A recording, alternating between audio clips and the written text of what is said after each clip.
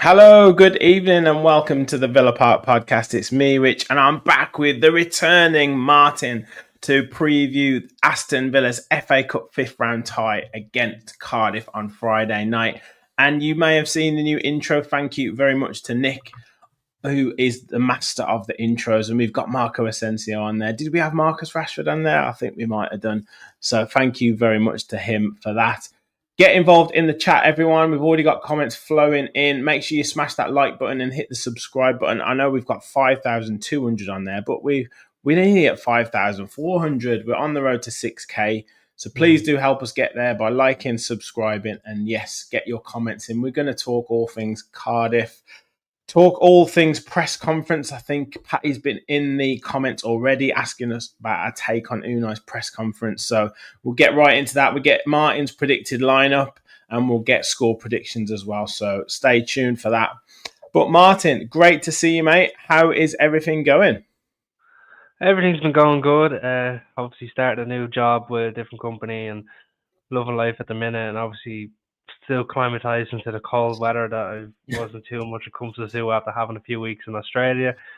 And, so now it's good to be back. I had to get the Wi-Fi sorted, which has now been sorted. I don't feel like I'm living in the moon, as Sam was saying. Got the booster. Up the booster and a new camera as well. So everything is up to tip-top shape.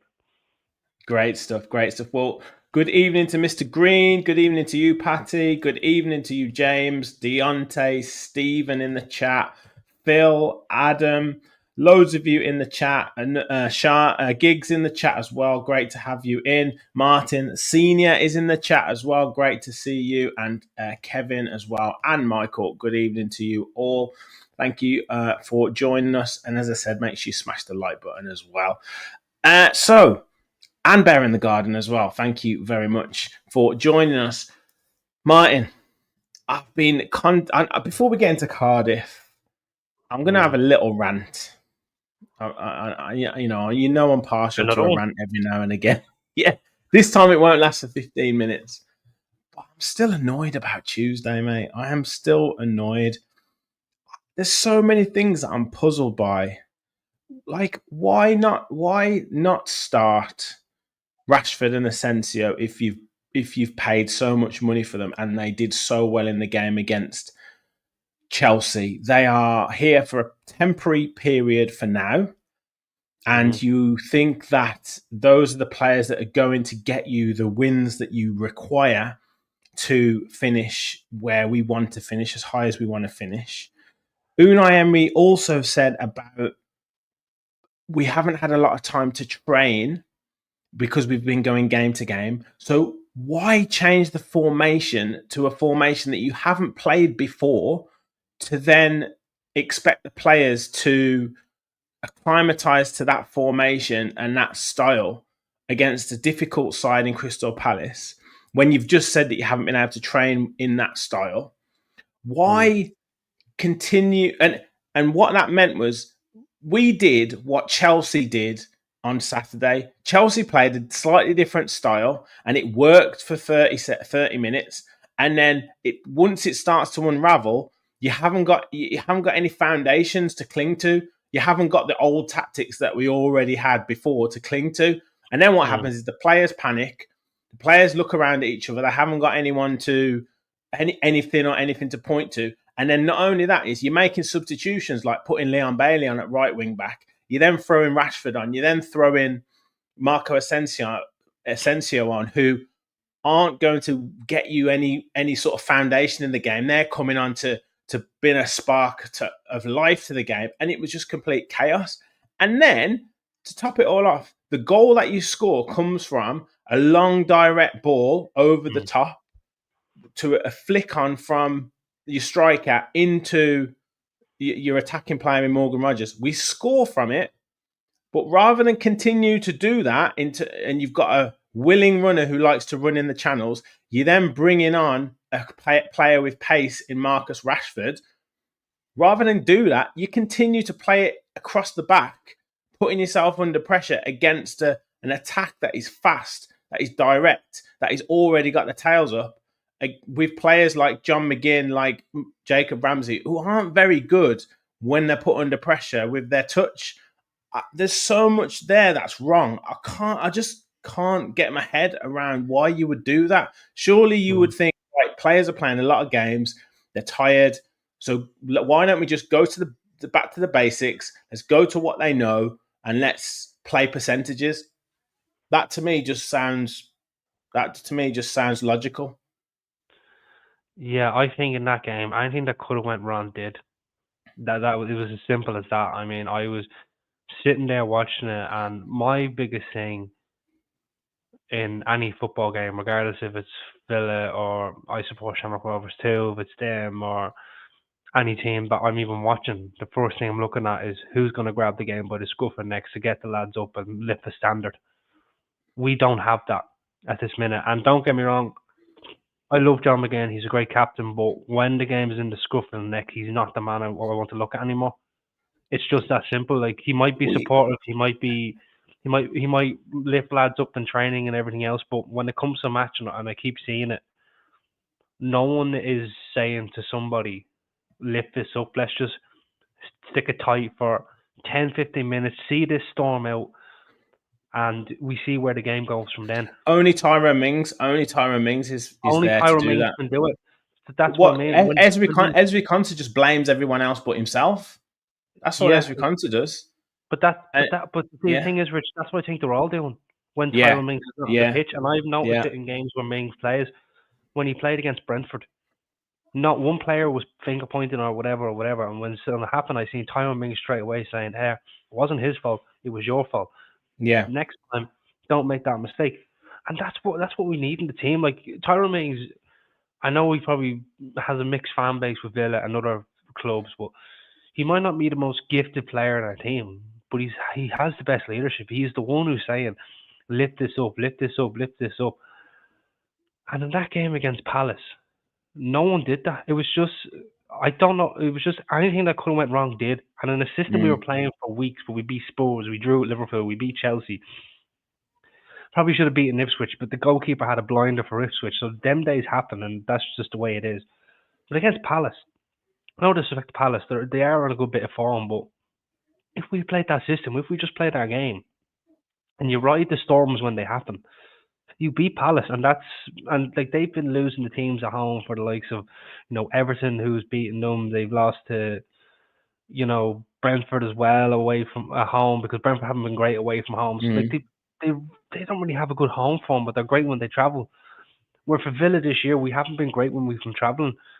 And this ticky-tacky football, trying to play this away from home, it doesn't work for me. You should be setting yourself up for the counter when you're away from home. Like, it might be against a Palace, it could be against an Ipswich. It doesn't matter who it is. You set yourself up for the counter, because when the home fans start to rile up the home team, we do it as Villa fans as well. You get that lift. You don't really get that lift when you're away from home, because you've got the noise overcrowding the away fans.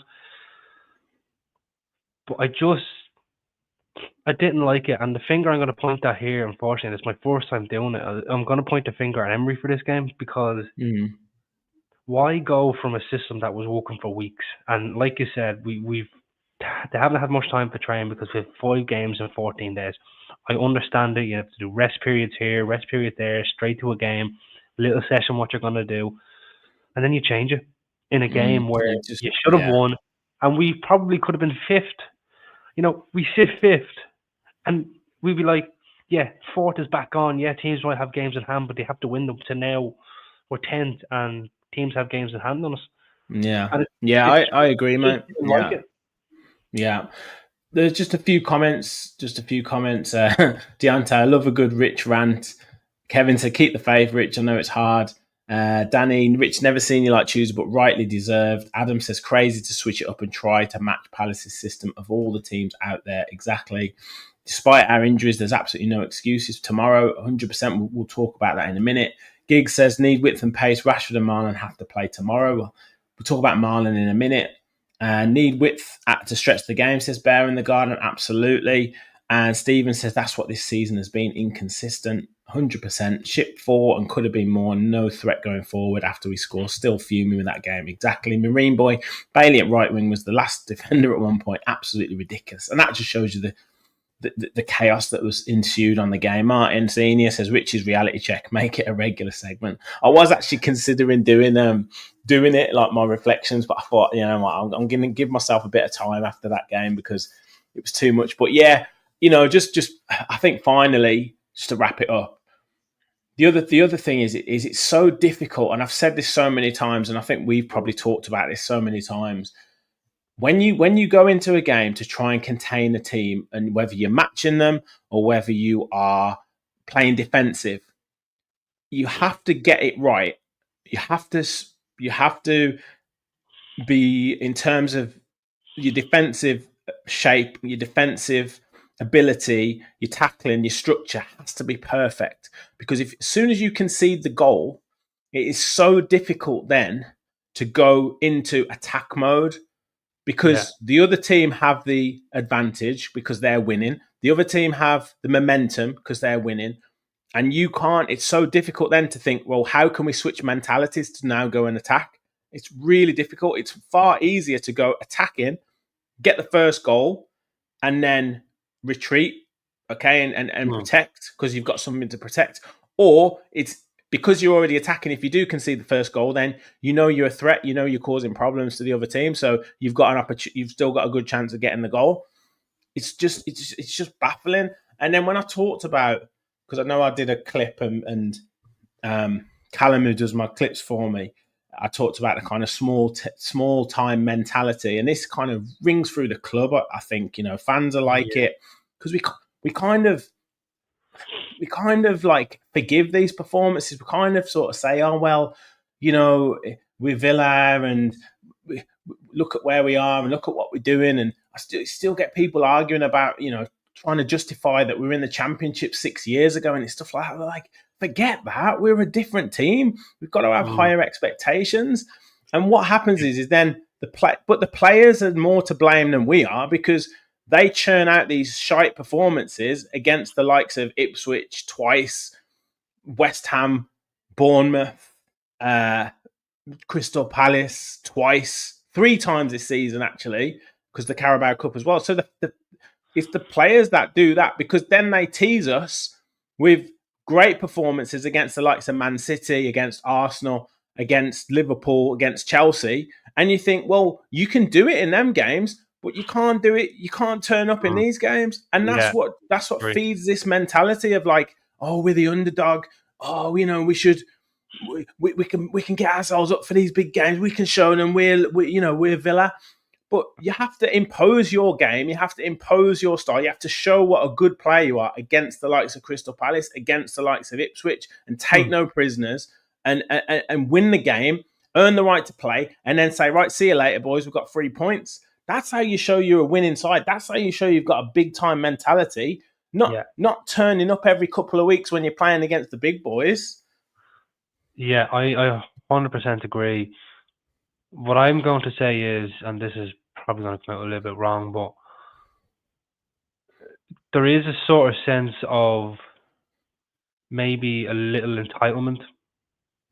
Like, now, don't get me wrong, Villa fans have never said like we should be entitled to win the league, we should be entitled to do this.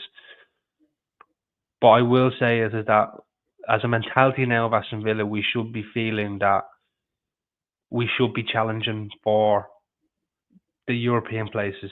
And in my opinion, it should be Champions League. And it should be that.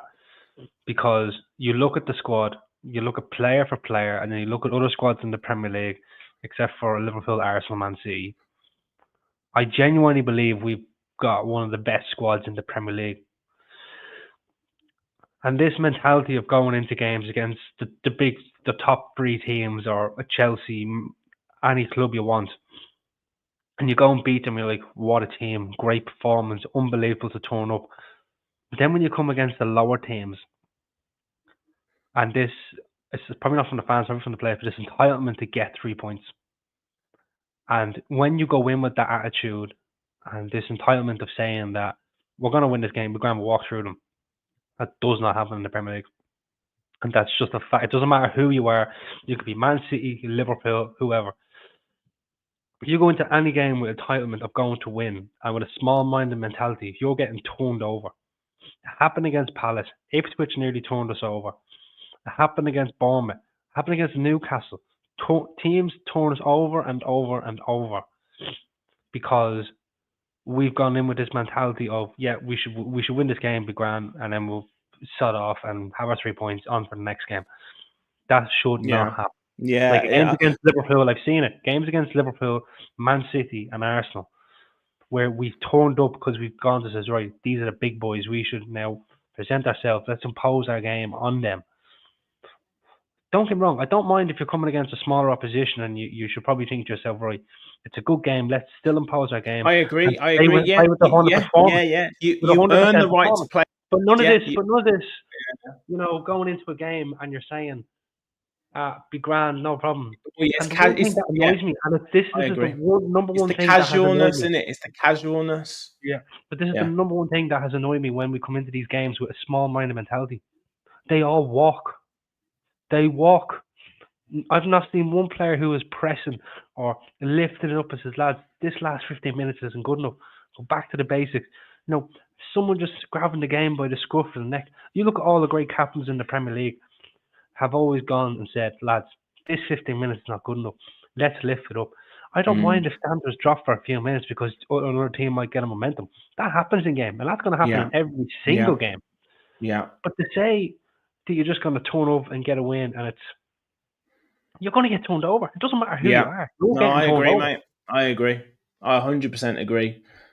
I when you said entitlement, I was like, where are you going here? But I agree. It's like we're kind of, like, as I said before, it's like there's almost like a casual air about us. Like, we can pass the ball around across the back and we can continue playing like this. We're still 1-0 down. We're still 2-0 down, but we'll just continue playing like this, even though we know it's not working. And yeah, you're right. We had lots of chances against Ipswich. You can maybe scrap that as one game out of X amount, but we've had too many games like that. But yeah, but anyway, we'll keep going on. We could go on all night, but I won't do now. But we could. Another game where we have to impose ourselves, and we could actually get into an FA Cup quarter final. Which I'd never thought I'd say this, but we have a home game against Cardiff City, third bottom in the Championship. I think someone's put in the comments, third worst defence at the moment in the Championship. I mean, it's two bad defences going against each other, to be honest. But yeah, I mean, it's got to be before we get into the press conference and started lineups and that. Just in general, I don't think, on paper we have a better opportunity to get into a quarter final, which is then one game away from Wembley. We haven't got a better opportunity, have we? No, and I don't think we do. And I think when we look at FA Cup years previous, I mean, the Stevenage game, Fulham away, Wycombe Wanderers, all these teams that have beaten us in pretty much the first game we play. And we've always gone into the FA Cup with this, we're going to go out in the third round, and if we get past the third round, we get Man United in the fourth round, and we're gone. Right? It's happened for years, where this year we've got the luck of the draw. We've absolutely got the luck of the draw, in my opinion. Well, you could say that we got, in the third round, who did we get in the third round again? West Ham. We got West Ham. We beat West Ham on the 150th anniversary. Then we get Tottenham, who were, even though we said, that's a tough draw, but then when they had their injury riddles going on, it turned out to be a good draw. And then you get Cardiff, who, the third worst team defensively in the league. And then there's this talk of, they're being hampered with injuries and talk of playing academy players. For me, that's mind games. I just genuinely believe that's mind games, because there's no way a championship team, and he's gone about this grueling championship schedule, which is grueling. In fairness, you're playing 46 games in the league. Well, did they have a game on Tuesday? I think they had a game on Tuesday. I'm not too sure because normally when it comes Let's to have a championship look. this time of the year, they're playing 2 games a week. Yeah, they do. They have Burnley at home on Tuesday night. Exactly. Yeah. And they're on about this grueling, schedule that they have. And in fairness, it is grueling because you're playing 46 games in a season. You're going to play 2 games in a week. But then he's on about these injuries and playing academy players. I'm calling bluff here and saying this is mind games. There's no way a championship team is going to come out and say that. They just wouldn't say it. And then I seen in his press conference, because I was watching it on the Cardiff website, that there was a good feeling in the training ground today because there's, big FA Cup game against Aston Villa. That's where I went, mind games. Because otherwise you'd be saying, oh, we've got this injury, we've got that, we've got this, we've got that, when you're in training. Where you look at then Unai Emery's press conference, where he's on about we have to, respect the competition. We have to then, respect Cardiff, but we still have to impose our games. And then the one thing I didn't like about it is when he's saying we're not contenders for the FA Cup. I mean, you're in the last 16. We've already gotten further than Arsenal. We've already gotten further than Chelsea in it. They're gone, aren't they? Chelsea, let me just check. I think they might have gone. I think they might be Newcastle gone. Newcastle are playing Brighton. Man United are playing Fulham. Yeah. And Chelsea are out. Yeah, Chelsea went out to Brighton. Chelsea gone. Yeah. Yeah, Liverpool have gone. Arsenal have gone. Liverpool gone. I mean, why are we not contenders? I mean, the only teams that realistically, if I'm looking at it, the 3 teams here are us, Newcastle, and Man City. They're the teams, in my opinion, that are the contenders to be in that FA Cup final this year, depending on the draw, of course. But I firmly believe that we beat Cardiff City and then go into that quarter final and hope for a good draw and then get to Wembley. That's a day out for Villa fans. It's going to be a day out. And then if you win that semi-final, it's another day out. That's what we look forward to in FA Cups. This is the journey we want. And the FA Cup to me is the biggest cup competition in the world because it's the only one where you could see Dorking Wanderers potentially go to Villa Park or vice versa. It's the only one where you could go, say, to your mate's pitch down the road and you watch Man United.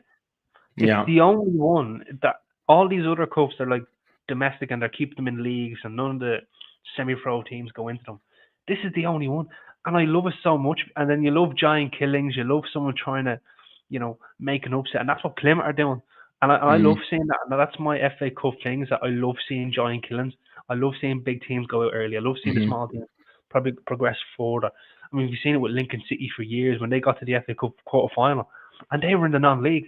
And then you see Newport County who were, beating teams in the FA Cup, doing these giant killings, and now Plymouth are doing that. And I love seeing that. But obviously then it gets to the last 8 and then obviously it's just going to be Premier League and Championship teams. But I firmly believe, though, that Aston Villa are contenders for this FA Cup, regardless what Emery has said. Well, I firmly believe Well, this is it, isn't it? I mean, Kev's put in its gamesmanship from both managers. So you kind of said it's mind games from Omar Reza, the Cardiff manager. But it's a little. I do kind of get the point that it's possibly mind games from Unai Emery, but I don't know what he stands to gain from that because if we do go out, then he's kind of shot himself in the foot with getting criticism from the fans to kind of say, well, you already said you weren't taking it that serious because you said we weren't contenders. It's a bit like that one, when just Steven Gerrard said, I don't want to compare Unai Emery to Steven Gerrard, but when he said, the teams like Chelsea should be wiping the floor with us, it's like, isn't it a little bit like that? I mean, are we giving him too many plaudits here to say, oh, it's just mind games from Unai Emery? I mean, I'm confident we will win. I am confident, but it's still, it's still kind of a bizarre comment if you ask me. Yeah, it was really strange, and I get where he's coming from in terms of the injuries that we have and all that. But to say that we're not contenders in the last 16 of a major cup competition, and then you should be looking at the list of teams that are in it. I mean, we are contenders because the only other two teams that I'm worried about in this cup is Man City and Newcastle. They're the only ones I'm worried about if we get them in the next round. So I firmly believe, or Palace away, or Palace at this point, yeah. But I firmly believe we are contenders for this FA yeah. Cup. Well, that's it. So the other That's 15 teams, it's anybody's game now from here. Yeah. Well, we've got Setterstein said, I don't like that we're not contenders. I'm hoping it's just reverse psychology. We are very much contenders. Exactly what we've said. And Jim says, I hope we go all the way in the FA Cup and I hope Bruges knock us out of the Champions League because we can't go past Liverpool and Real anyway. But the thing is, it's money, isn't it? That's what we want. Gary said, we're a good side now. Rich defence on paper is good. Emery doing something wrong, surely. Well, I do think this he's starting to have a little air of, it's not desperation, that's the wrong word, but frustration. There's clear frustration in his mind. And I think he's caught in between a rock and a hard place. I think he's caught in between kind of saying that we need to go for the cups and kind of almost putting paid to the league and letting the league look after itself. But we keep getting dragged into the race for the top 5 because all the other teams around us are so bad as well. They're so inconsistent as well. So, even after the results today, it's like, yesterday and today, I mean, West Ham doesn't really count, but even though after them results, we're still only like 4 or 5 points off 4th or something. So it's like you still kind of got that little bit of hope, but the problem is every team is doing really bad. But yeah, so I think he's kind of caught in between two stations. But keeping on the Cardiff game, you put a few pictures up in terms of players, and obviously Disasi's cup tied, so that leaves us a little bit of a problem at the back because Mings is potentially a doubt. So does that mean that Konsa and Bogard are the starters? We'll get your predicted lineup in a second, and then is it a case of we have to see Rashford and Asensio playing because we haven't seen as much of them as we maybe would have liked yet. They have done relatively well as well. So surely it's got to be a game for them. Yeah, I don't understand where Marco Asensio, we get to brace against Chelsea, and then against Palace he's just completely dropped because we want to change things over. And for Marcus Rashford to be creating all these chances that he's put in since he's come in, and dribbling past players with ease. These are players that are above the level that we have. And that's just the reality of it. We've got like a 4-time Champions League winner in our team. And he has that big game mentality. He's got that mentality, even doesn't matter if it's a small game, he's got that big minded mentality. And so does Marcus Rashford. And you look at Rashford since he's come in, his pressing has been quality. The way he takes the ball and he dribbles with ease past 2 or 3 players and gets a chance in the box. Like, he got the double assist for Asensio. I mean, these 2 players combined so well that they should be starting. And that's the way it is. I genuinely think that these 2 lads should be starting together. My lineup might contradict that a little bit, but I will explain my reason for it. But I do believe these 2 players should be starting more together. Yeah. I mean, you can keep one of them off the bench. I think there's certainly an impact potentially to be had as well. But I just think they're here for a limited amount of time, so you want to try and use them as much as you possibly can. And then at the back, like I say, we've got Disasi is obviously out. How Torres isn't ready, so it's essentially Konsa and Bogard. And I think someone had mentioned in the chat that they've got a dangerous striker. Gig said they have a dangerous striker called Youssef Salek. 4 goals in 9 games, 6'5", bought in January for 4 million. He'll be targeting Bogard because he'll have seen what Mateta did to him in the second half on Tuesday. So that's going to be a dangerous little battle as well, isn't it? Unless Mings is somewhere near fit. Yeah. Yeah, if Mings is fit, happy days. If he's not, this thing now with the leadership questions will be back in place that if lads aren't putting up their level, regardless if it's against Cardiff, we should still be putting this Premier League standard on top of Championship teams because the gap between the 2 leagues is so big. We've seen last season where the 3 teams who got promoted went down and that looks like that's going to happen again this season. So it's now 2 years in a row where teams come up and are going straight back down. That's how strong the Premier League is getting. So we should be showing Cardiff that you're not There's on this levels level. to this game. Yeah. There's levels to this game. Now Plymouth might have other suggestions, but other than that, there's levels to this game. So if Mings plays in this cup game, happy days. Yeah. Before we get your lineup, or just to talk about Cardiff, because we've mentioned a striker that they've got who's dangerous, but returning couple of players who used to play for Aston Villa. And if anyone watched Dan Bardell's The Villa View yesterday, he actually had Anwar Al Ghazi on the podcast, which was fantastic. But yeah, a lot of really fond memories of Al Ghazi. He's obviously looking forward to the game. And, we owe a lot to Al Ghazi in terms of getting us into the Premier League and keeping us in the Premier League even. So be great return for him. Obviously, don't want him to score. And then Callum Robinson, again, good academy product, has had a good career outside of Aston Villa. Didn't quite work for him at Aston Villa. But yeah, very, very good for him.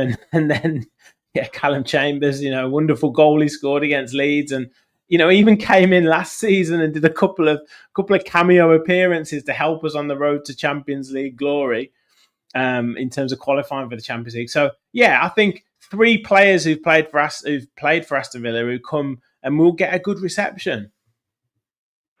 Yeah, I absolutely do. I think El Ghazi will probably get the biggest reception, for being honest.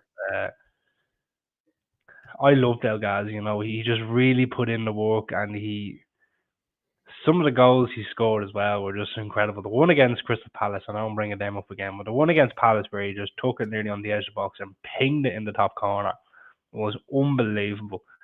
And he was incredible with penalties. I mean, I wish we have him now, because if we got about 10 penalties in this season, he'd have them all in, because he does not miss them. And that's why I'm hoping we don't see the penalty, because if we do, it's in the back of the net, and it's that simple. He was really good at it. I wish we kept him around just for that. And Callum Robinson obviously didn't really feature too much for Villa, I don't think.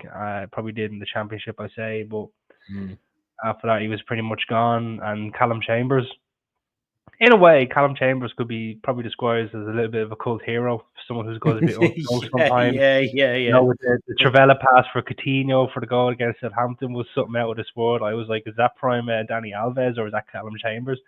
And then you've obviously got the goal against Leeds where you were thinking, is this fella a striker? That was like 2 weeks in a row, and I was thinking Callum Chambers is Didn't he come on last season as well against Liverpool and put in a great tackle that meant he put in a good tackle, and then I think he also done a really good turn as well where he got the ball and done like this, them Cruyff turns sort of thing. Helped us get the 3-3 draw against Liverpool. Thiago flying, and I was there like, my God.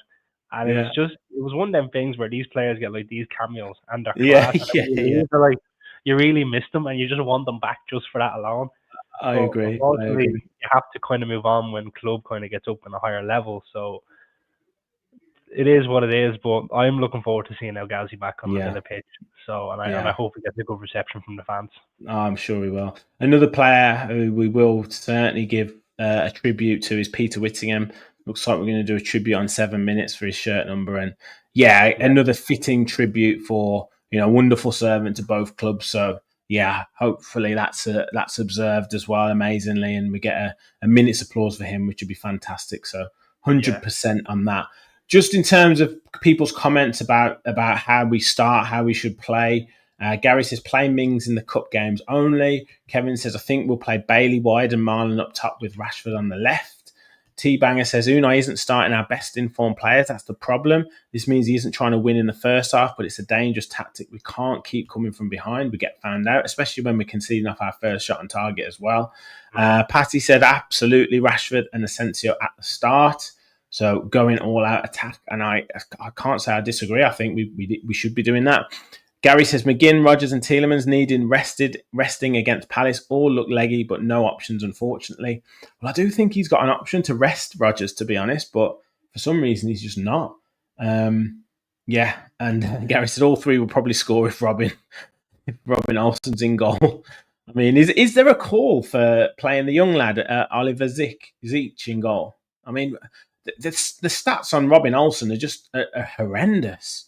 I know. I mean, half the shots he faces goes in.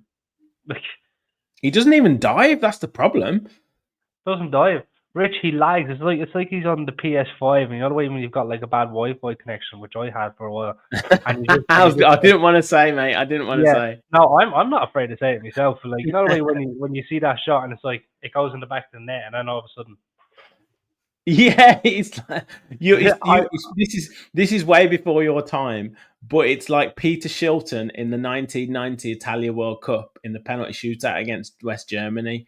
He dived after the ball went in the net every single penalty. Like we had England, we had zero chance of winning that penalty shootout because Peter Shilton dived after the ball went in the net on every single one.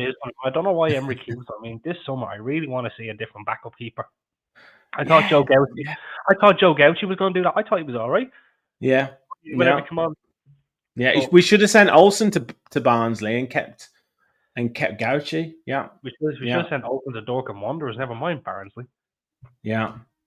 Well, let's get your starting lineup up and we'll put this out on Twitter as well because it gets or X. Sorry, it gets the debate going when you put your starting lineup out. So talk to us about this. You've gone for the master Olsen in goal. But yeah, talk to us through. You haven't gone for Rashford in the starting lineup. I don't know if you maybe want to change that now, or talk us through what your decision is. The reason for one, Olsen's in goal is because Emery's going to be injured, so I don't think Emery's going to risk him. The reason I've gone with a front three of Ramsey, Watkins, and Bailey is Malin's obviously out sick, so I think for me Bailey comes in and Rodgers needs a rest. I think Ramsey in the FA Cup this year has really performed. He performed well against West Ham. He performed well against Spurs, and I just think like he seems to be turning up in the FA Cup games, and I think that's why he should probably start over Rashford at this minute, just in the FA Cup. When it comes to the league, Rashford should be starting. Then you can rest Rashford in these cup games, to keep him maintained and fit. So I think that front three there, in my opinion, in terms of form and the chance for Bailey to come in and make a name for himself again, of course, because obviously he's got the presence of Malin, Asensio, and Rodgers for him to step up and perform. I think he gets a chance. And then with Marco Asensio on the 10, I think Rodgers needs a rest, like big time. He's played every single game. I think this is a great game for Asensio to get another maybe goal or two in this game, and then two pivot in the midfield kind of pick themselves with Kamara, Barkley, and Onana still being out. And then I think the back four picked itself again. Digne, Bogard, Konza, and Garcia. And I've really enjoyed watching Garcia. I think the way he runs on that right side, it's explosive, and he gets to a great position very quickly, and teams can't really handle that. And yeah, he might have made a mistake against Liverpool, but his mentality was great after it. He still kept going, he still kept performing, and that didn't let him affect his game. So I think he would be in this lineup, in my opinion, and I just think that as a team to get the job done, in my opinion. Yeah. And then, okay, and I know this tactic of trying to win the game in the first half, but this game you really should be winning the game in the first half, in my opinion. Against a team that has the third worst defence in the league and the Championship. Never mind the Premier League, it's the Championship. So they should be really knocking on that door in the Cardiff City goal and getting a probably goal or two early on and really controlling the game. A few people in the comments. Gary says no. I don't know if that's about Olsen or not. Gig says Rashford has to start, play 60 minutes at least. A lot of people saying Marlon should be in, but a few people saying he's not fit. Gary says just get the job done. PJJ says starting Olsen is like giving them 12 men. Paul says he might rest Tielemans perhaps. And it's issue with Emery is we have no idea who will start tomorrow. And I've just clicked on the team news on the Villa website and says that Emi Martins and Tyrone Mings are doubts ahead of Aston Villa's FA Cup 5th round tie with Cardiff. He also says that he revealed that Amadou Onana and Boubacar Kamara are closing in on returns. Marlon, he's sick, but hopefully he can recover for tomorrow. Being sick is different, but it depends. And more or less, this is the news about the players, how it will be tomorrow. So Matty Cash out. Pau Torres is continuing his recovery. and Axel Disasi's cup tied, and he doesn't think that Barkley will be ready, although we did see Barkley in training.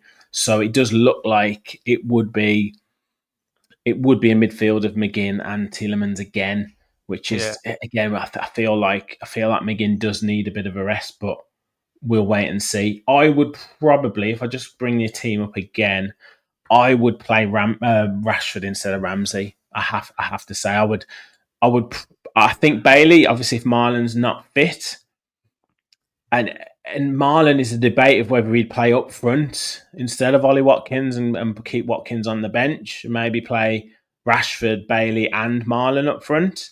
And I think make the pitch as big as you can, as wide as you can. So keep Bailey or Marlon if they're on the right, and keep Rashford out wide. I think that too many times I don't think we want to make it narrow with Ramsey in there. I think we want to make it wide and stretch it as much as we can. We're going to have most of the ball.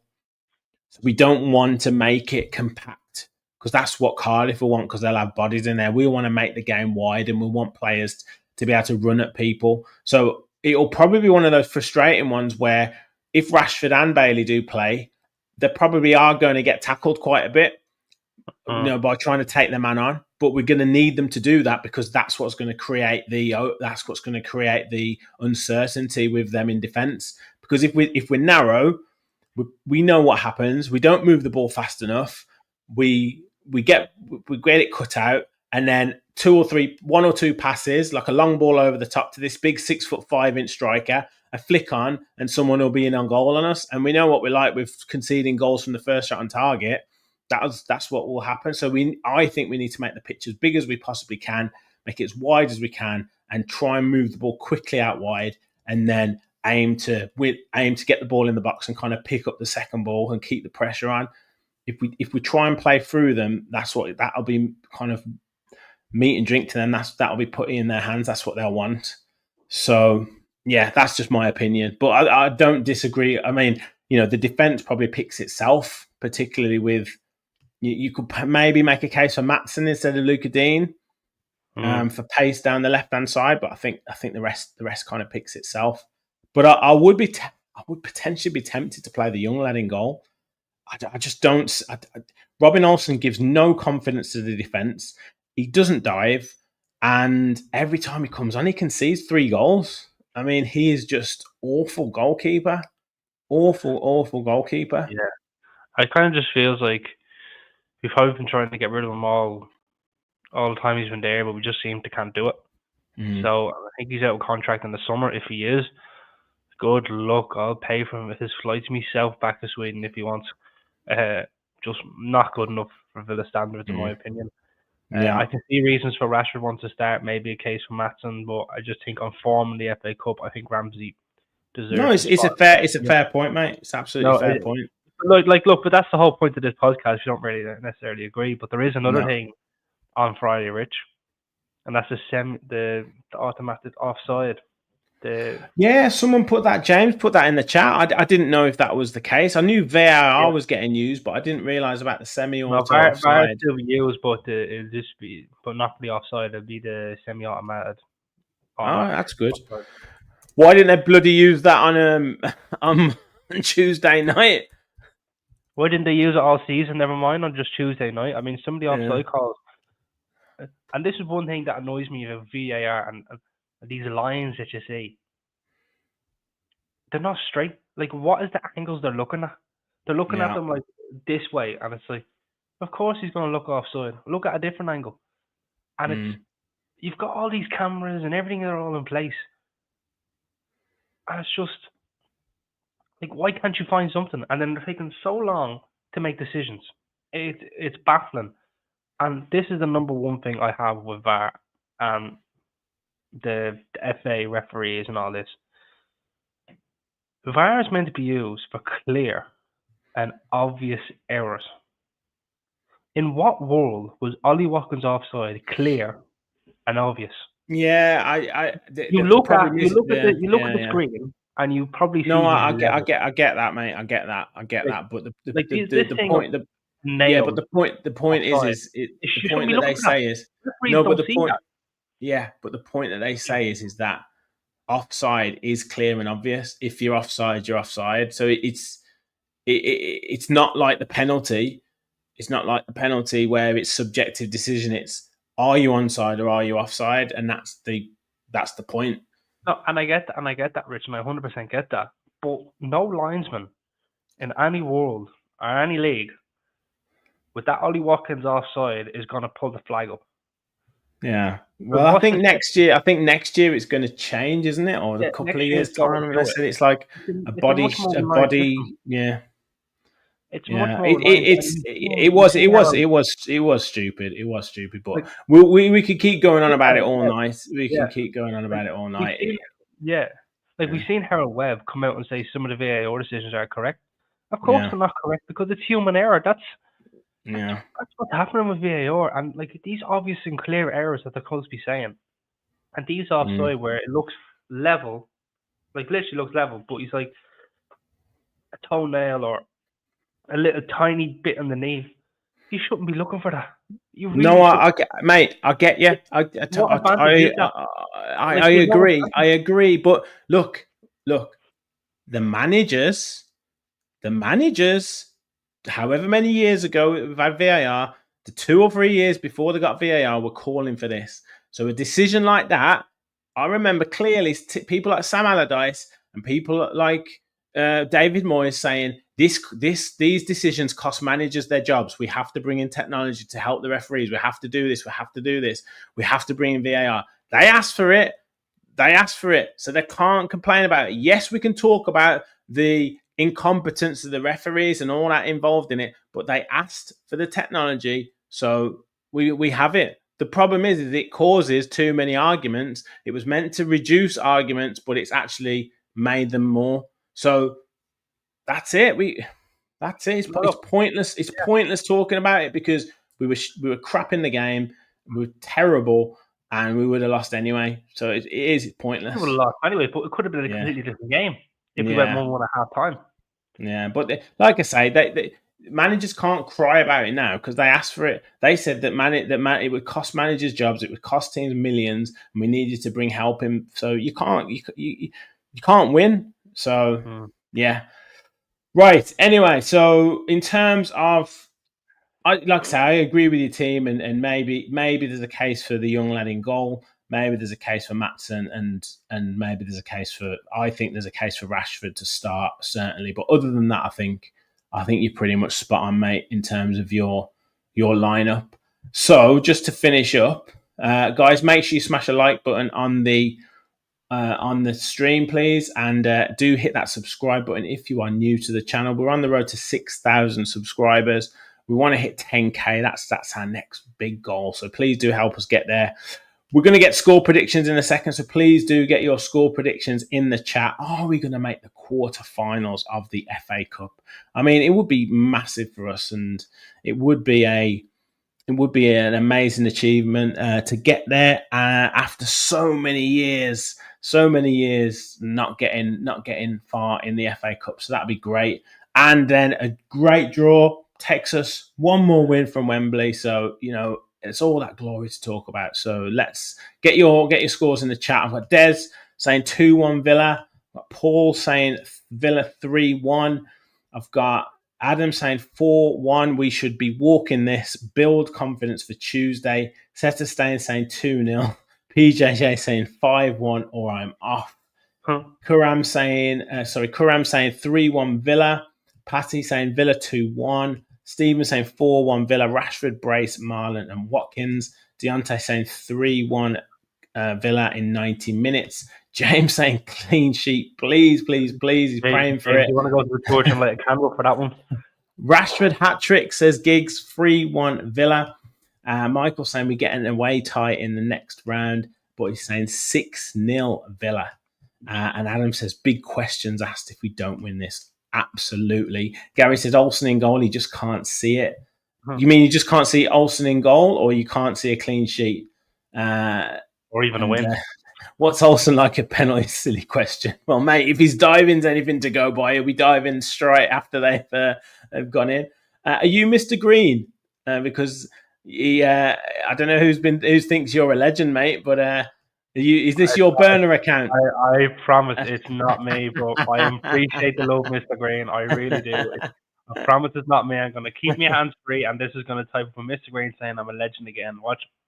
I'm going to give it about 2 seconds. I'm going to keep my hands here, and this is going to happen again, I hope. Yeah. Please, Mr. Green, help me out. Yeah. Ricardo's in the chat.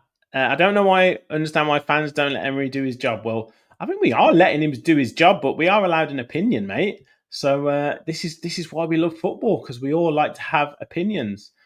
Martin, what are you going to say for the scoreline tomorrow? I've got 2. If Olsen's in goals, we're going to win the game 5-3. But I think if he's not in goals, but I'm going to... Actually, no, he's probably going to be in goals anyways. He's my going to be scoreline is going to be 3-2. 3-2. Bloody hell, that would be too close to... that would be too close for my liking. I'm going to go for a heart attack here. And I think the goal scorers are going to be Ramsey, Asensio, and I'm going to back Garcia to get a goal. Nice. You like Garcia, don't you? You like a bit of Garcia. I love him. I think he's your new favourite. Yeah, he's my new marvelous Nakamba. Yeah, I like it. Gary says 2-1. And Patty said, wrap Olsen up in pads, maybe, or dive. Gig said, El Ghazi should get a good ovation and will probably score. Have we lost under the lights at Villa Park? I don't think we have this season. I don't think we have this season. Don't recall. Black Country Villain says 3-0 Villa. So everyone's very, very confident in the chat. I'm going to say 3-1. I think it'd be 3-1. And let's say Ollie Watkins.